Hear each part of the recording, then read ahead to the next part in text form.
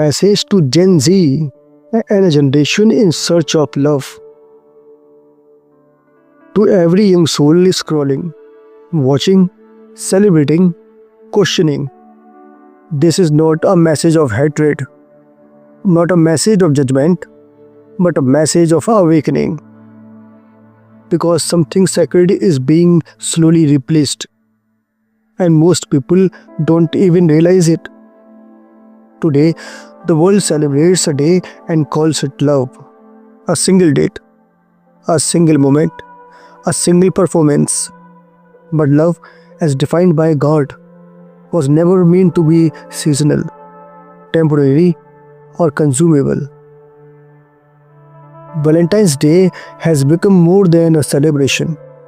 It has become a system that tells you if you are single, you are incomplete. If you are not desired, you are unworthy. If you are not chosen today, you are forgotten. And slowly, silently, this system shapes minds. Young people begins to believe love is proven by attention. Love is proven by physical access. Love is proven by public display. But the Bible has always taught something radically. The Bible does not describe love as excitement. It describes love as commitment. Love is patient. Love is kind. It does not envy. It does not boast. It is not proud. It does not dishonor others. It is not self-seeking. 1 Corinthians 13:4 and 5. Read that again. Love is patient, not rushed. Love is kind, not demanding. Love does not dishonor. It protects dignity. Now ask yourself honestly, how much of today's Valentine's love looks like this? In the Bible, love was never casual.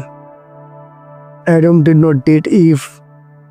He received her as a gift from God.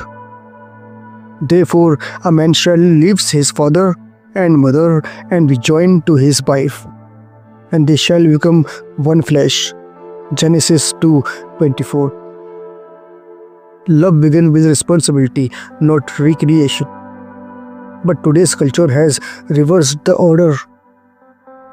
Intimacy before commitment, emotion before identity, desire before discipline. And the result?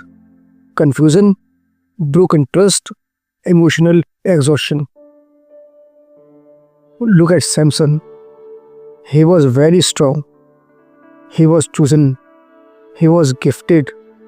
And yet he lost everything. Not because he lacked power, but because he lacked discernment in love. Samson chased attraction instead of purpose.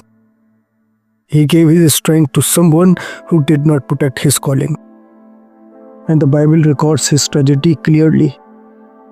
He told her all his hurt, Judges 16:17. And she handed it to the enemy. Gen Z, hear this carefully. Not everyone who wants your hurt is meant to guard it. King David was a man after God's own heart. Yet one undisciplined moment with Bathsheba led to adultery, deception, and bloodshed. One night, one glance, one decision, and generations suffered. The Bible does not hide this story because it is a warning. Uncontrolled desire does not stay private. It spills into destiny. Now look at Joseph. Young, very handsome, and tempted daily. Potiphar's wife offered him secrecy, pleasure, power. But Joseph refused. How then can I do this great wickedness and sin against God? Genesis 39:9. Joseph lost comfort. but kept his character, and God honored him. Gen Z, this matters. Saying no today can save your future tomorrow. Ruth did not chase Boaz, and Boaz did not exploit Ruth. Their love was slow, respectful, God-centered, and because it was rooted in honor, it became a legacy. This is biblical love. No manipulation, no pressure, no fear of missing out. Just alignment, timing, and care. Jesus never reduced love to romance. He redefined it as sacrifice. Greater love has no one than this, to lay down one's life for one's friends.